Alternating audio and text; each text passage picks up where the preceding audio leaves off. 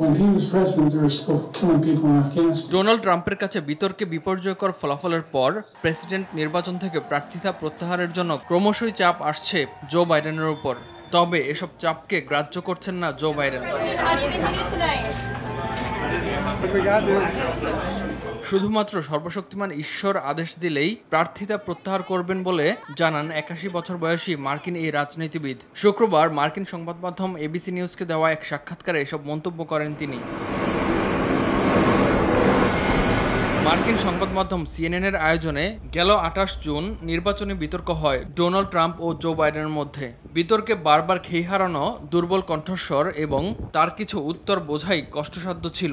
বাইডেনের এমন অবস্থা তার দল ডেমোক্রেটিক পার্টির মধ্যে প্রেসিডেন্ট হিসেবে দায়িত্ব পালনের জন্য তার ফিটনেস এবং নির্বাচনে জেতার সক্ষমতা নিয়ে তৈরি হয়েছে প্রশ্ন।